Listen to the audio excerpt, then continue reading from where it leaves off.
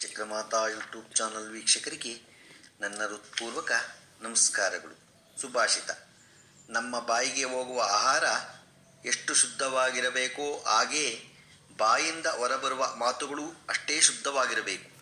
ಆಗ ಸಂಬಂಧಗಳು ಮತ್ತು ಸ್ನೇಹ ಎರಡೂ ಗಟ್ಟಿಯಾಗಿರುತ್ತದೆ ಮತ್ತು ಬೆಳೆಯುತ್ತವೆ. ಇವತ್ತು ದಿನಪಂಚಾಂಗಕ್ಕಿಂತ ಮುಂಚೆ ರಾಮೇಶ್ವರದ ಕತೆ ಹಾಗೂ ರಾಮೇಶ್ವರದಲ್ಲಿ ನಾವು ಏನೇನು ಸ್ಥಳ ನೋಡಬಹುದು ಅನ್ನೋದ್ರ ಬಗ್ಗೆ ತಿಳ್ಕೊಳ್ಳೋಣ. ವಿಶಾಲವಾದ ಭಾರತ ದೇಶದಲ್ಲಿರುವ ಶ್ರೀ ರಾಮೇಶ್ವರ ಕ್ಷೇತ್ರವು ಪ್ರಖ್ಯಾತಿ ಹೊಂದಿದೆ. ಇದಕ್ಕೆ ಸಮಾನವಾದ ಕ್ಷೇತ್ರಗಳು 4: ಉತ್ತರದಲ್ಲಿ ಬದ್ರಿನಾಥ, ಪೂರ್ವದಲ್ಲಿ ಪೂರಿ, ಪಶ್ಚಿಮದಲ್ಲಿ ದ್ವಾರಕಾ. ಈ 3 ಕ್ಷೇತ್ರಗಳು ವಿಷ್ಣು ಕ್ಷೇತ್ರಗಳೇ. ಆದರೆ ದಕ್ಷಿಣದಲ್ಲಿ ರಾಮೇಶ್ವರ ಶಿವನ ಕ್ಷೇತ್ರವಾಗಿ ಹೆಸರು ಗಳಿಸಿದೆ. ಇದನ್ನು ದಕ್ಷಿಣದಲ್ಲಿ ಕಾಶಿಗೆ ಸಮಾನವಾದ ಕ್ಷೇತ್ರವೆಂದೇ ಪರಿಗಣಿಸಬಹುದು. ಇದು ದಕ್ಷಿಣ ತುದಿಯಲ್ಲಿ ಇರುವುದರಿಂದ ತಮ್ಮ ಜೀವಿತವನ್ನು ಪುಷ್ಪವೆಂದು ಭಾವಿಸಿ ಪೂಜಿಸಲ್ಪಡುವ ಭಗವಂತನ ಪಾದ ಕಮಲವೆಂದು ಧ್ಯಾನಿಸುವರು.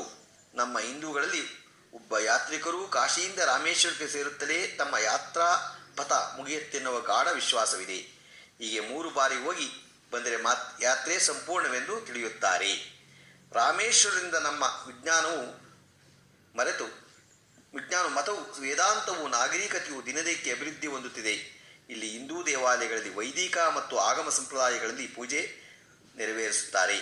ಇದು ವಿಷ್ಣು ಕ್ಷೇತ್ರ ಮತ್ತು ಈಶ್ವರ ಕ್ಷೇತ್ರ ಎರಡೂ ಐಕ್ಯವಾಗಿರುವುದರಿಂದ ಇದರ ಮಹತ್ವ ಹೆಚ್ಚಿನದಾಗಿದೆ.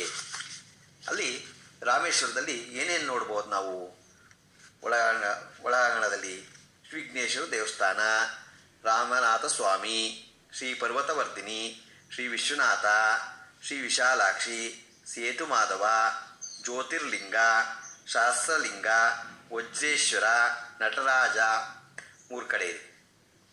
ಪಲ್ಲಿಕುಂಡ ಪೆರುಮಾಳ್, ಆಂಜನೇಯ, ಶ್ರೀ ನಾರಾಯಣ ಮಾರ್ಲು, ಶ್ರೀ ಶಿವದುರ್ಗ, ಶ್ರೀ ಮಹಾಲಕ್ಷ್ಮಿ, ಶ್ರೀ ಶಿವಪ್ರಕಾರ 2ನೇ ಪ್ರಕಾರ, ಶ್ರೀ ರಾಮಲಿಂಗ ಪ್ರತಿಷ್ಠೆ, ಶ್ರೀ ತೀರ್ಥಗಳು, ಶ್ರೀ ವಾಹನಗಳು.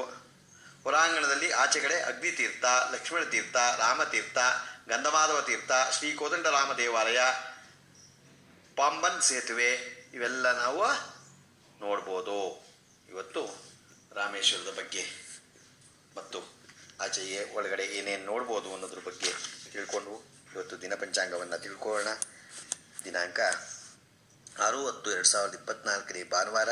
ಶ್ರೀ ಕ್ರೋಧಿನಾಮ ಸಂವತ್ಸರ, ದಕ್ಷಿಣಾಯನ, ಶರದೃತು, ಆಶ್ವೀಜ ಮಾಸ, ಶುಕ್ಲಪಕ್ಷ. ನಕ್ಷತ್ರ ಚೌತಿ, ಬೆಳಗಿನ ಜಾವ 5:35. ನಕ್ಷತ್ರ ವಿಶಾಖ, ರಾತ್ರಿ 9:40. ಮಳೆ ಹಸ್ತ, 3ನೇ ಪಾದ. ರಾಹುಕಾಲ 4:41 6:10. ಗುಳಿಕ ಕಾಲ 3:11 4:41. ಯಮಗಂಡ ಕಾಲ 12:11 1:41 ಇದೆ. ಇವತ್ತು ಯಾರು ಹುಟ್ಟುಹಬ್ಬ ಆಚರಿಸ್ಕೊಂತಿದ್ರು, ಮದುವೆಯಾದ ದಂಪತಿಗಳು, ವಾರ್ಷಿಕೋತ್ಸವ ಆಚರಿಸ್ಕೊಂತಿರೋರಿಗೆ ನಮ್ಮ ಹೆಬ್ಬಳಲು ಶ್ರೀ ಚಕ್ರಮಾತಾ ಯೂಟ್ಯೂಬ್ ಚಾನಲ್ ಕಡೆಯಿಂದ ಶುಭಕಾಮನೆಗಳನ್ನು ತಿಳಿಸ್ತೀವಿ. ದೇವರವರಿಗೆ ಆಯಸ್ಸು, ಆರೋಗ್ಯ, ಐಶ್ವರ್ಯ ಎಲ್ಲ ಕೊಟ್ಟು ಕಾಪಾಡಲಿ ಅಂತ ನಾನು ಕೇಳ್ಕೊತೀನಿ. ನಮ್ಮ ಹೆಬ್ಬಳಲು ಶ್ರೀ ಚಕ್ರಮಾತಾ ಯೂಟ್ಯೂಬ್ ಚಾನಲ್ ಯಾರು ಸಬ್ಸ್ಕ್ರೈಬ್ ಆಗಲು ದಯಮಾಡಿ ಸಬ್ಸ್ಕ್ರೈಬ್ ಆಗಿ, ಲೈಕ್ ಕೊಡಿ. ಇದು ನಿಮ್ಮದೇ ಚಾನಲ್ ಆಗಿದ್ದರಿಂದ ನಮ್ಮ ಲಿಂಕನ್ನು ಬೇರೆ ಗ್ರೂಪ್ಗಳಿಗೆ ಫಾರ್ವರ್ಡ್ ಮಾಡಿ. ನಮಸ್ಕಾರಗಳು.